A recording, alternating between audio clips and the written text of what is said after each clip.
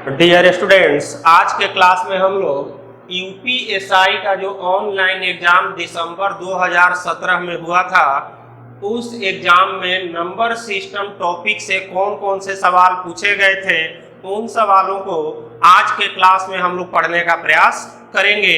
अब मैं सीधे अपने क्वेश्चन की शुरुआत करता हूं। पहला क्वेश्चन, जैसा कि आप बोर्ड पर देख रहे होंगे, ये पहला क्वेश्चन जो है आपके स्थानीय मान और जातीय मान से है। तो जरा सा आप देखिए कि 5 का स्थानीय मान बताना है। 5 का स्थानीय मान बताना है तो 5 के आगे 4 अंक है, इसलिए 4 जीरो हम लोग लगा देंगे। अंकीय मान का मतलब जातीय मान होता है, तो जातीय मान तो वही होता है, दोनों का अंतर बताना है, माइनस कर देंगे। 4 999 5 घटाएंगे तो ये हमारा आंसर हो गया। अब हम आते हैं, ये पहला मेरा क्वेश्चन था। अब हम आते हैं अपने दूसरे क्वेश्चन पर। दूसरा क्वेश्चन, जैसा कि बच्चों आप लोग देख रहे हो कि 4 ऑप्शन दे करके पूछा गया है कि इसमें कौन सी संख्या अपरिमेय है। तो आप देख रहे हो कि गिवन ऑप्शन में कोई तो अपरिमेय है ही नहीं। 22/7 इसलिए अपरिमेय नहीं है क्योंकि वो P/Q के फॉर्म में है। 0.45 इसलिए अपरिमेय नहीं है क्योंकि वो शांत दशमलव है, और शांत दशमलव तो परिमेय होता है। और रह गई √8100, √8100, उसका एग्जैक्ट वैल्यू 90 आ रहा है, तो वो भी अपरिमेय नहीं है। तो गिवन ऑप्शन में तो कोई भी अपरिमेय है ही नहीं। अब ये क्वेश्चन यूपी भर्ती बोर्ड ने पूछा है, अब इसके लिए हम लोग क्या कर सकते हैं। अगला क्वेश्चन हम लोगों का जो 3 नंबर क्वेश्चन है बच्चों, 3 नंबर क्वेश्चन हमारा है कि कौन सी रूढ़ संख्या है। ऑप्शन को आप देख रहे हो तो ऑप्शन में बिल्कुल स्पष्ट है कि इसमें 47 ही एक ऐसी संख्या है जो कि रूढ़ यानी कि अभाज्य यानी कि प्राइम है, क्योंकि इसका 1 और सेल्फ को छोड़ करके कोई अदर फैक्टर नहीं है। बाकी सारी संख्याएं जो है इनका अदर फैक्टर है, यानी 1 और सेल्फ को छोड़कर किसी और से भी ये विभाजित हो रही है। एज एग्जाम्पल 51 का तो फैक्टर 3 × 17 होगा, 39 का फैक्टर 3 × 13 होगा, 27 का फैक्टर जो है 3 × 9 होगा। सिर्फ ये 47 जो है इसी का कोई फैक्टराइजेशन नहीं हो पाएगा 1 और सेल्फ के अलावा, इसीलिए यही संख्या सिर्फ एक रूढ़ यानी कि प्राइम यानी अभाज्य है। अब हम लोग आते हैं बच्चों क्वेश्चन नंबर 4 पर। क्वेश्चन नंबर 4 में हम लोगों से पूछा गया है कि 4 ऑप्शन दे करके ये पूछा गया कि कौन संख्याओं का कौन सा जोड़ा जो है सह अभाज्य है। तो जैसा कि आप लोग जानते हो कि यदि 2 संख्याओं का HCF अगर 1 हो तो उन संख्याओं को सह अभाज्य कहते हैं। तो आप देख रहे हो कि गिवन ऑप्शन में 18 और 35 ही एक ऐसा संख्याओं का जोड़ा है जिसमें 1 के अलावा कोई कॉमन फैक्टर नहीं है, क्योंकि इसका प्राइम फैक्टराइजेशन करोगे 2 × 3 × 3 है, इसका तो 5 × 7 है, यानी कि इन दोनों में कोई कॉमन फैक्टर नहीं है। और जब कोई कॉमन फैक्टर नहीं होता है तो 1 तो ऑलरेडी एग्जिस्ट करता ही है, यानी इसका HCF 1 है, यानी 18 और 35 ही तुम्हारा क्या है, इसमें सहभाज्य है। अब जो है हम आते हैं क्वेश्चन नंबर 5 पर। 5 बड़ा इंटरेस्टिंग क्वेश्चन है। इसमें देखो ये कहा गया है कि PQRST 5 संख्याएं हैं और पांचों अभाज्य संख्याएं हैं। PQRST ये पांचों अभाज्य संख्याएं हैं, और जिसमेमें P is less than Q, Q is less than R, R is less than S and S is less than T। और कहा गया है कि इसमें इनका सम जो है 264 है। अब जरा सा अभाज्य संख्याओं पर गौर करो तो अभाज्य संख्याओं पर गौर करो तो 2 3 5 7 11 13 17 19 एंड सो ऑन। आप देख रहे हो कि 2 ही एकमात्र ऐसी अभाज्य संख्या है जो कि सम है, नहीं तो सारी की सारी अभाज्य संख्याएं तो विषम होती हैं। अब आप ये बताओ कि यहाँ पर P + Q + R + S + T इनका सम 264 है, यानी कि ये 264 सम संख्या है। ये तभी एग्जिस्ट कर पाएगा जबकि ये 4 जो है, ये 4 तो विषम संख्याएं हो, लेकिन P जो है कम से कम एक सम संख्या हो, तभी जाकर के इस 4 विषम का जो सम होगा और सम में ये सम जोड़ेंगे तो एक सम संख्या प्राप्त होगी। इसका मतलब कि P का मान कितना होना चाहिए, 2। तो जब P का मान 2 ये क्लियर हो गया तो P पर पावर 5 का मतलब 2 पर पावर 5 दैट इज कितना हो गया, 32 हमारा आंसर हो गया। ये बड़ा अच्छा क्वेश्चन था। इसके बाद अब हम लोग आते हैं बच्चों क्वेश्चन नंबर 6 पर। क्वेश्चन नंबर 6 हम लोगों का क्या कह रहा है कि 5 अंकों की सबसे बड़ी संख्या कौन सी होगी जो कि 7, 9, 11, 13, 15 से विभाजित होगी। तो आप देख रहे हो कि सारे ऑप्शन पर पहला ऑप्शन जो है 90090 है। ये तो देखो, अच्छा ये देखो हमें चेक करना है 7 से 9 से 11, 13, 15 से हमें विभाजित कर चेक करना है कि 5 अंकों की बड़ी संख्या कौन सी होगी जो 7, 9, 11, 13, 15 से विभाजित होगी। 9 का विभाजित होने का शर्त तो बहुत आसान है, इसी से हम चेक करते हैं। तो 9 से देखते हैं कि ये नंबर तो विभाजित है क्योंकि अंकों का योग 18 आ रहा है, 9, 9, 18 है। जरा बी ऑप्शन पर गौर करो तो बी ऑप्शन हम लोगों का क्या कह रहा है बच्चों, 98450, 98450। और इसमें आप देख रहे हो कि ये 9 तो है, 5, 4, 9, लेकिन ये 8 बच जा रहा है, अंकों का योग 9 से विभाजित नहीं है। सेम आप देख रहे हो कि सी में 93170, इसमें भी 7, 3, 10, 1, 11 अंकों का योग जो है 9 से विभाजित नहीं है। डी में भी वही बात है, देखो 98285, 9 तो विभाजित है, 8, 8, 16, 2, 18, इसमें भी 5 बच जा रहा है, यानी ये भी 9 से विभाजित नहीं है। तो जब 9 से ही ये 3 नंबर विभाजित नहीं है, एक यही सिर्फ विभाजित है, तो बाकी पर चेक करके और टाइम बर्बाद करने से कोई फायदा नहीं है। अब यहां से हम लोग आगे बढ़ते हैं क्वेश्चन नंबर 7 पर। क्वेश्चन नंबर 7 कहा गया है कि कौन सी संख्या दी गई संख्या की विभाजक है। तो जरा सा देखो, जो संख्या दी गई है उसका अंतिम 4 अंक कितना है, 11, 20। और हम लोग इस बात को जानते हैं कि यदि दी गई संख्या के अंतिम 4 अंक 16 से विभाजित होंगे तो पूरी की पूरी संख्या 16 से जरूर विभाजित होगी। इसलिए हम लोग चूंकि ये अंतिम 4 अंक 11, 20, 16 से विभाजित है, इसलिए हम ऐसा कह सकते हैं कि पूरी दी गई संख्या 16 से अवश्य विभाजित होगी। अब हम लोग आते हैं क्वेश्चन नंबर 8 पर। क्वेश्चन नंबर 8 पर इसमें यह कहा गया है कि 4 ऑप्शन दे करके ये पूछा गया है कि कौन सा ऑप्शन 11 से एग्जैक्टली डिवाइड होगा। तो 1 बाय 1 ऑप्शन को ही चेक कर लेते हैं। पहला ऑप्शन है हमारा 1265, 1265। आप इसमें देख रहे हो कि अल्टरनेट इसका सम लोगे, ये कितना आया, 4, 6, 10, 1, 11 आ रहा है, ई कितना आ रहा है, 7। इन दोनों का डिफरेंस, इसका और इसका डिफरेंस या तो 0 या 11 होना चाहिए, लेकिन ऐसा नहीं हो रहा, इसलिए 11 से विभाजित नहीं है। जरा दूसरे ऑप्शन बी पर हम लोग आते हैं। बी में कितना है, 15, 42, 6, 15, 42, 6। इसमें जरा देखो तो 6, 4, 10, 1, 11 और फिर 5, 2, 7। सेम कंडीशन यहाँ भी है, ये भी विभाजित नहीं हो रहा है, तो ये दोनों तो रिजेक्ट हो गया। अब हम आते हैं सी ऑप्शन पर। सी ऑप्शन पर जरा गौर करो, इसमें ये है 14, 52, 26।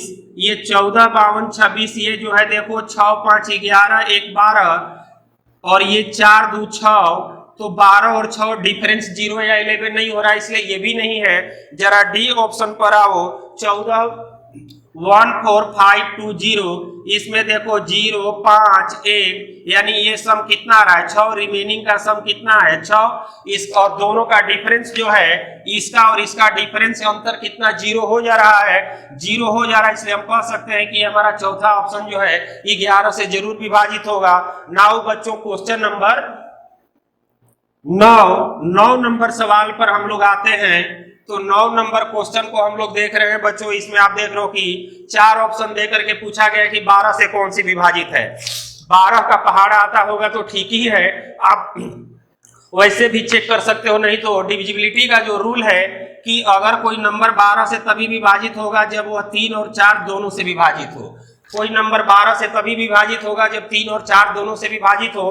हालांकि यहाँ पर जो सवाल पूछा गया इसमें अंक बहुत छोटा है, संख्या बहुत छोटी है, आप 12 से भाग देकर के भी चेक कर सकते हो, लेकिन जब बहुत बड़ा नंबर दे दिया जाएगा तो 12 से भाग करने में तुम्हें दिक्कत होगा। उस कंडीशन में 3 और 4 की जो डिविजिबिलिटी है उससे आप चेक करोगे तो ज्यादा इजीली सवाल का उत्तर आप लोग दे सकते हो।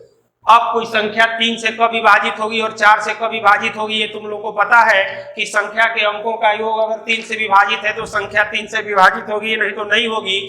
और यदि किसी संख्या के अंतिम 2 अंक 4 से विभाजित होंगे तो वह पूरी संख्या 4 से विभाजित होगी, नहीं तो नहीं होगी। तो आपका ये ऑप्शन जो है देख रहे हो कि 162 में ये तो 4 से विभाजित है नहीं, ये तो ऐसे ही रिजेक्ट हो गया। 128 में देख रहे हो कि डिजिट का सम 8 2 10 11 हो रहा है और 11 3 से विभाजित है, इसलिए ये भी नहीं होगा। अब आप 192 है, 192 पर देखो 2 9 11 1 12, अंकों का जो 12 है इसलिए 3 से भी विभाजित होगा। और लास्ट ये 92 जो है 4 से विभाजित है 2 डिजिट, तो ये संख्या 3 से भी विभाजित है और 4 से भी विभाजित है, इसलिए ये संख्या 12 से जरूर विभाजित होगी। हालांकि मैंने एक बात स्पष्ट कर दिया कि इस रूल को आप अगर बड़ी संख्या पर अप्लाई करोगे तो सवाल का उत्तर देने में तुम्हें सहूलियत होगी। ये चूंकि 192 बहुत छोटा नंबर है तो आप 12 से डायरेक्ट भी इसको चेक कर सकते हो। ये आपके ऊपर डिपेंड करता है, जब जैसन तब तैसन। अब हम आते हैं बच्चों अपने अगले क्वेश्चन पर, 10 नंबर क्वेश्चन पर हम आते हैं। इसमें ये कहा गया है कि एक संख्या देकर के बीच में हैश का सिंबल दे दिया गया है और कहा गया है कि हैश के स्थान पर क्या होना चाहिए ताकि ये संख्या 8 से एग्जैक्टली डिविजिबल हो जाए। तो आप जानते हो कि कोई संख्या 8 से तभी विभाजित होगी जब उसके अंतिम 3 अंक 8 से विभाजित होंगे। तो अंतिम 2 अंक जो है संख्या में, अंतिम 2 अंक तो 8 4 है। अब यहाँ पर गिवन ऑप्शन में क्या रखा जाए कि ये 8 से विभाजित हो जाए, तो ऑप्शन से अगर यहाँ पर देखो 9 रख दिया जाए, ये 9 रख दिया जाए तो ये संख्या 8 से पूर्णतः विभाजित हो जाएगी। बाकी इधर के नंबर को लिखने की कोई जरूरत भी नहीं है, इधर के नंबर को लिखने की कोई जरूरत नहीं है। 8 का तो यहीं से तुम्हारा काम चल जाएगा। 8 की विभाजित होने की शर्तें अंतिम 3 अंक से ही क्लियर हो जाती है। तो अब आप देख रहे हो कि ये संख्या 12 8 96 2 और ये 24 8 3 के 24, अब ये 8 से एग्जैक्टली डिविजिबल हो गया, यानी कि हैश के स्थान पर हमारा कौन सा अंक होना चाहिए, 9 होना चाहिए। अब हम आते हैं अपने क्वेश्चन नंबर 11 पर और कहा गया है कि दी गई संख्या में कहा 4 ऑप्शन देकर के पूछा गया है कि किस संख्या में 8 की बढ़ोतरी करने पर, किस संख्या में 8 की वृद्धि करने पर नई संख्या 7 8 5 11 से एग्जैक्टली विभाजित हो जाएगी। अब आप लोग क्या करोगे कि 7 8 5 और 11 का एलसीएम निकालोगे। उस एलसीएम में फिर आप क्या करोगे कि 8 माइनस करोगे और इस तरीके से आप सवाल का उत्तर दोगे। और उस तरीके से सवाल का उत्तर देने में एक क्वेश्चन में लगने वाला टाइम तुम्हारे 5 क्वेश्चन का टाइम खा जाएगा। जरा ऑप्शन पर गौर करो तो इसमें हमें ये देखना है कि संख्या 5 से भी विभाजित होनी चाहिए। आप जानते हो कि कोई नंबर 5 से विभाजित कब होगा, जब संख्या का इकाई अंक या तो 0 होगा या 5 होगा, तभी संख्या 5 से विभाजित होगी। तो जरा ऑप्शन पर गौर करो, चारों ऑप्शन पर। ये पहला हमारा है 61 58 में अगर आप 8 बढ़ा दोगे तो यहाँ पर इकाई अंक 4 मिलेगा, संख्या तो 5 से विभाजित ही नहीं होगी। जरा दूसरे ऑप्शन पर गौर करो 61 60 पर, 61 60 में 8 बढ़ा दोगे तो यहाँ इकाई अंक 8 हो जाएगा, तब तो संख्या 5 से विभाजित ही नहीं होगी। आप तीसरे ऑप्शन पर गौर करो 62 54 पर, ये 62 54 है, इसमें भी आप 8 बढ़ा दोगे तो इकाई अंक तो 2 हो जाएगा, संख्या 5 से विभाजित ही नहीं होगी।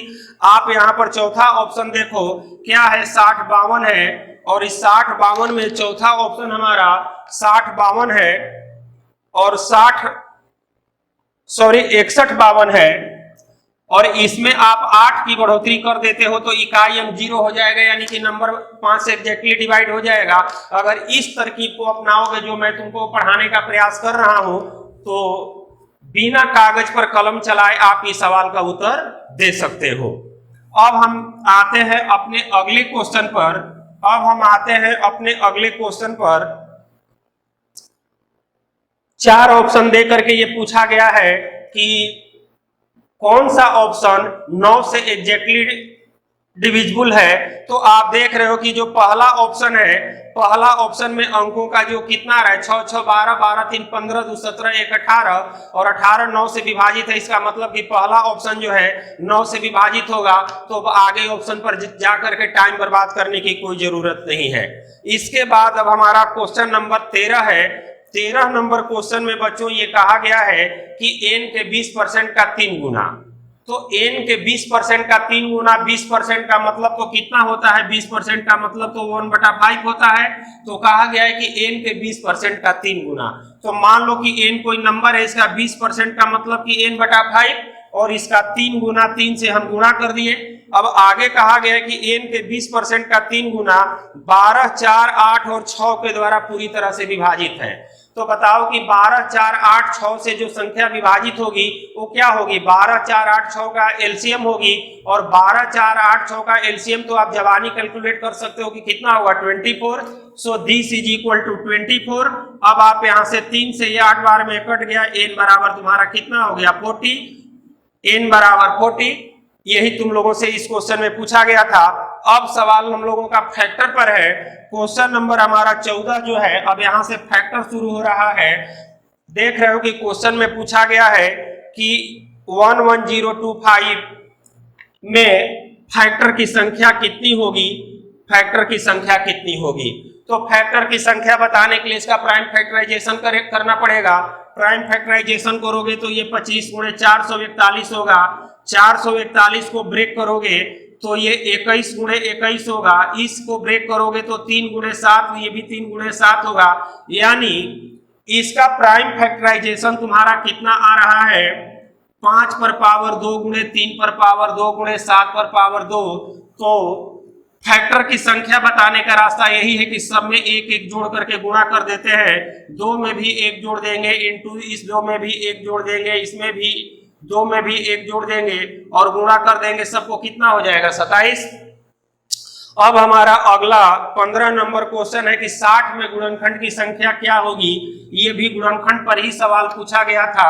तो 60 का गुणनखंड बताना तो अब तुम लोगों के लिए काफी आसान हो गया है। 60 का गुणनखंड बताना तो काफी आसान हो गया है। इसका फैक्टराइजेशन करोगे तो कितना होगा 4 3 12 12 5 60। इस 4 को प्राइम में कर दोगे 2 पर पावर 2 × 3 पर पावर 1 × 5 पर पावर 1।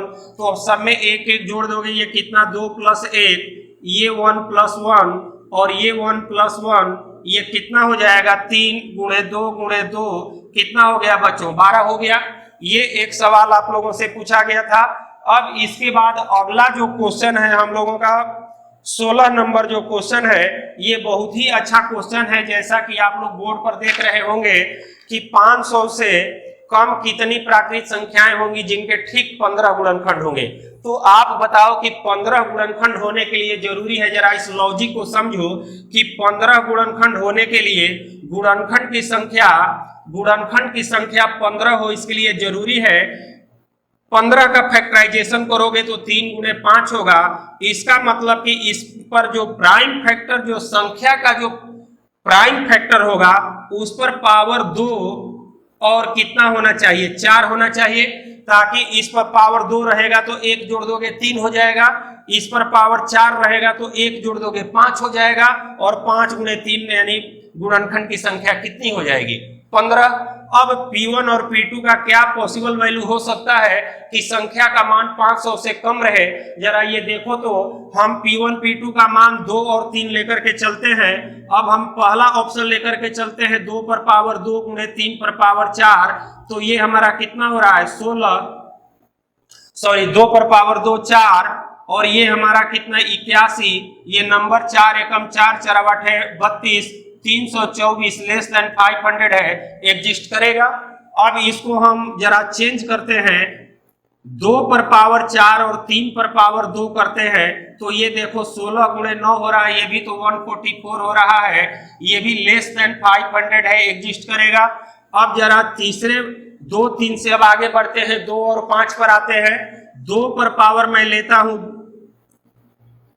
4 और 5 पर पावर लेता हूं 2, तो ये हम लोग का कितना हो जाएगा 16 गुणे 25 नंबर मिल रहा है 400, ये भी लेस देन 500 है, एग्जिस्ट करेगा। अब जरा चौथे विकल्प पर आओ तो 2 पर पावर में 2 और अगर 5 पर पावर 4 लूं तो 5 पर पावर 4 ही अकेले 625 हो जाएगा, ये एग्जिस्ट नहीं करेगा। अब एक 3 रख करके भी मैं देख लेता हूं कि 3 पर पावर अगर मैं 4 रखता हूं और 5 पर पावर 2 रखता हूं तो ये तो देखो 81 हो गया और ये 25 हो गया, गुणा करोगे तो ये तो लगभग 1625 हो जाएगा, तो ये भी एग्जिस्ट नहीं करेगा, 500 से ज्यादा है। यानी कुल कितनी संख्याएं एग्जिस्ट करेंगी? 3 संख्याएं एग्जिस्ट करेंगी और संख्याएं कितनी? 324, 144 और 400 होंगी। ये तुम लोगों से एक क्वेश्चन बहुत अच्छा क्वेश्चन पूछा गया था। और एक क्वेश्चन फैक्टर पर अब और पूछा गया था, क्वेश्चन नंबर 17, ये भी बहुत अच्छा सवाल बच्चों तुम लोगों से पूछा गया था। 250 के कितने विभाजक हैं? तो 250 का प्राइम फैक्टराइजेशन करना होगा तो 125 गुणे 2 हो गया, अब इस तो 5 का क्यूब हो गया, यानी 2 पर पावर 1 इंटू 5 पर पावर 3। अब आप तो बता सकते हो 1 में 1 जोड़ोगे ये कितना हो गया, वो 10 into 3 plus 1 that is 4 into 2 कितना हो जाएगा 8। आप इतने सिंपली बता सकते हो। अब हम लोगों का जो सवाल है अगला क्वेश्चन मेरा 18 नंबर, वो रिमाइंडर पर क्वेश्चन है। रिमाइंडर में कुछ फैक्ट्स की जानकारी तुम लोगों को होगी तो बिना कागज पर कलम चलाए आप सवाल का उत्तर दे सकते हो। आप देखो इसमें पूछा गया है कि 6 पर पावर कुछ भी पावर यहां दे दिया गया है, 6 पर पावर कितना 76 है, इसको भाग दिया जाए 5 से तो रिमाइंडर कितना होगा। अब आप ही बताओ, आप इस बात को जानते हो, जो बच्चे मेरे क्लास को अटेंड किए हुए हैं इस बात को जानते हैं कि अगर बेस यहाँ पर जो है डिवाइजर, बेस और डिवाइजर पर गौर करते हैं, बेस से डिवाइजर अगर एक कम है तो पावर कुछ भी रहे, इवन रहे चाहे ऑड रहे, और इस पावर का मैग्नीट्यूड कुछ भी रहे, दिमाग लगाने की जरूरत ही नहीं है, ये फिक्स आंसर होता है कि रिमाइंडर 1 ही होता है, तो इस पर कलम उठाने की कोई आवश्यकता ही नहीं है। अब हम आते हैं क्वेश्चन नंबर 19 नंबर सवाल पर। इसमें थोड़ा सा तुम लोगों को रिमाइंडर का और यूनिट डिजिट दोनों का कॉन्सेप्ट अप्लाई करना पड़ेगा। ये पूछा गया है कि यदि 49 टू दी पावर 61 को डिवाइड किया जाए, इसको डिवाइड किया जाए 35 से तो रिमाइंडर कितना होगा। अब यहाँ पर देखो रिमाइंडर का एक कॉन्सेप्ट होता है कि अगर नंबर बड़ा है और ये मिनिमाइज होने लायक है तो मिनिमाइज कर दिया जाए। तो 7 से मैं दोनों को भाग दे देता हूं, 7 यहाँ मेमोरी के लिए मैं लिख लेता हूं, 7 से इसको भाग दे दिया तो कितना हो गया 7, 7 पर पावर 61, 7 से इस 35 को भाग दे दिया कितना हो गया 5। अब इसका रिमाइंडर बताने के लिए अलग अलग रास्ते हैं, रिमाइंडर का भी आप कॉन्सेप्ट अप्लाई कर सकते हो, लेकिन जब 5 से और 10 से भाग देना हो तो इकाई अंक का कॉन्सेप्ट ज्यादा बेहतर होता है। इकाई अंक से तुरंत पता चल जाएगा कि इसका रिमाइंडर क्या होगा।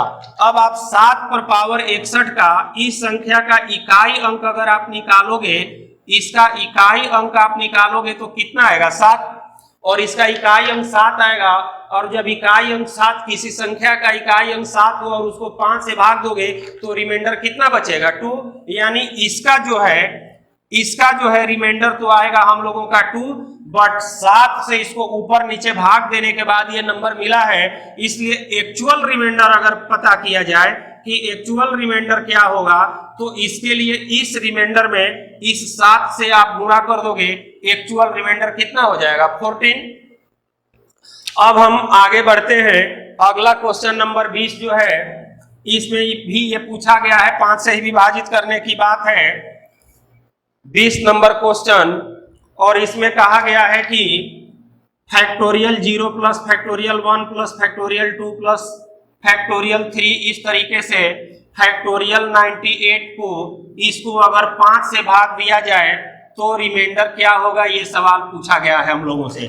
आप बताओ बच्चों कि फैक्टोरियल 5 और 5 से आगे का जितना फैक्टोरियल होगा वो तो 5 से एग्जैक्टली डिविजिबल विभाजित तो होगा ही होगा, इसलिए फैक्टोरियल 5 और 5 से आगे पर जाने की कोई जरूरत नहीं है, सिर्फ 4 तक ही हम लोगों को चेक करना है।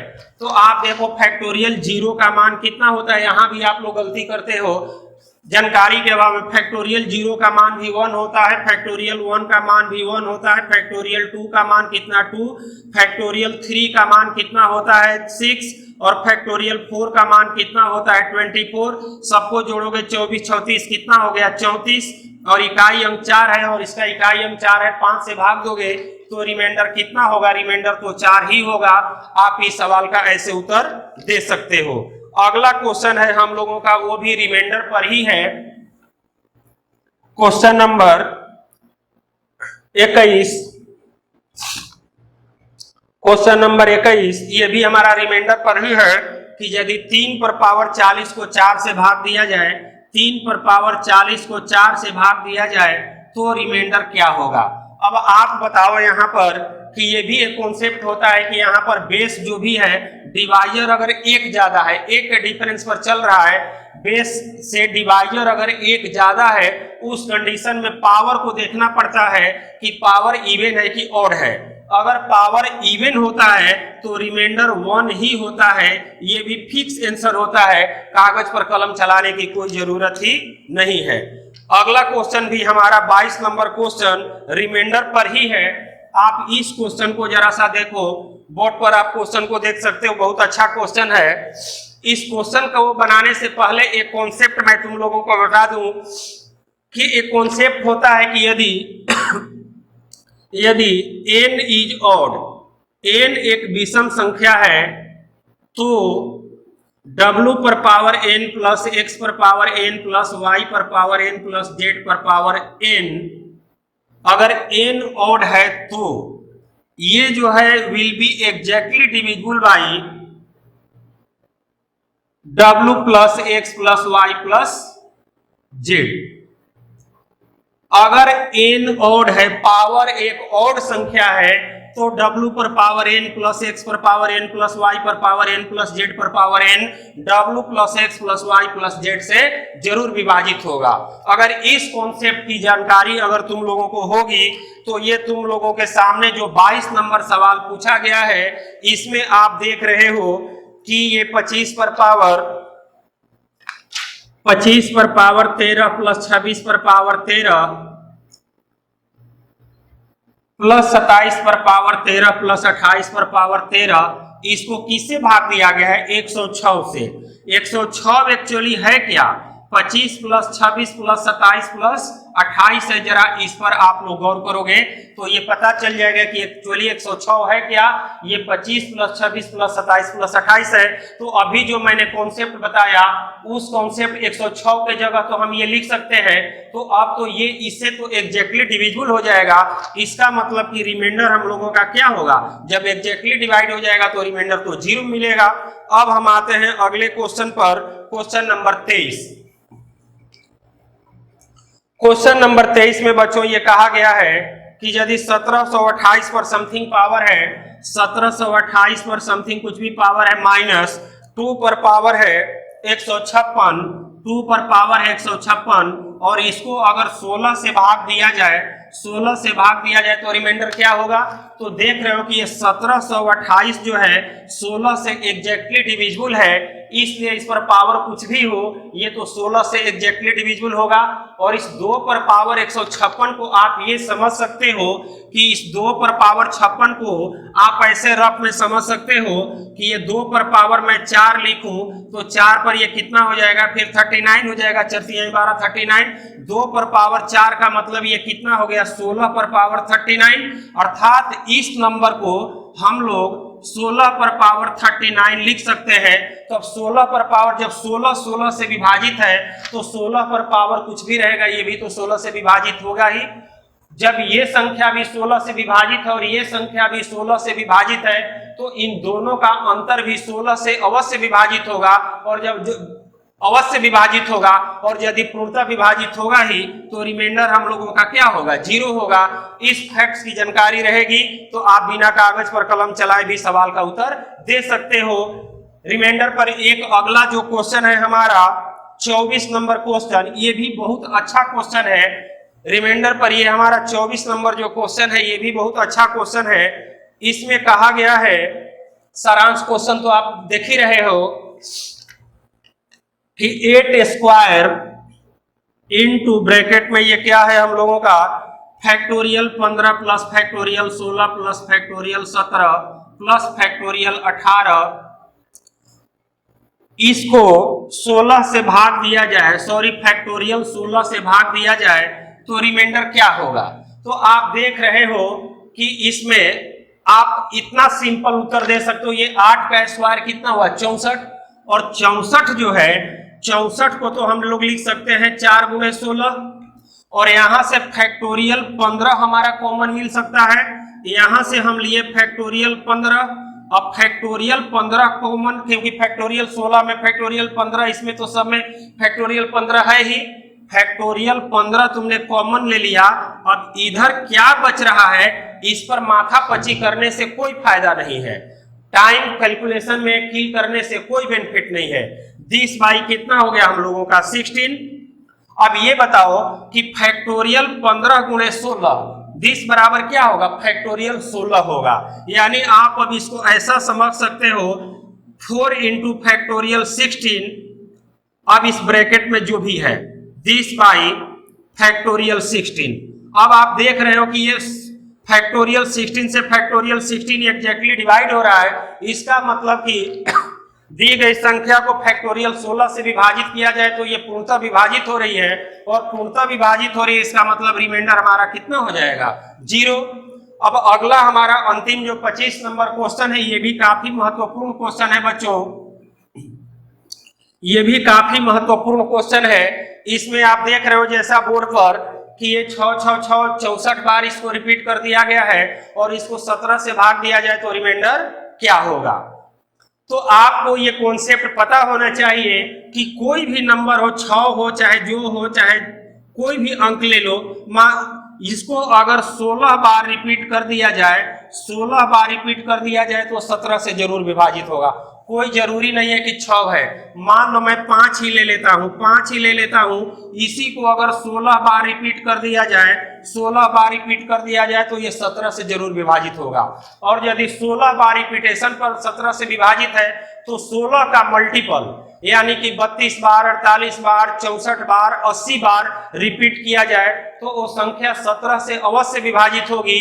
तो यहाँ भी देख रहे हो कि 6 को 64 बार यानी 16 के मल्टीपल में रिपीट किया गया है, इसलिए ये संख्या 17 से अवश्य विभाजित होगी, और 17 से जब पूर्णतः विभाजित होगी तो रिमाइंडर हमारा कितना होगा 0।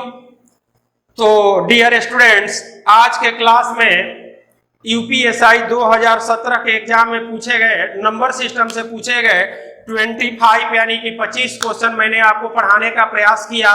मैं उम्मीद करता हूं कि ये हमारी विद्या, ये हमारी पढ़ाई आपकी तैयारी में मददगार होगी, और आपसे हमारी अब अगले टॉपिक में फिर मुलाकात होगी। मेरा अगला टॉपिक होगा प्रॉब्लम ऑफ नंबर्स यानी संख्याओं पर आधारित प्रश्न। तब तक के लिए बच्चों ओम नमः शिवाय, हर हर महादेव।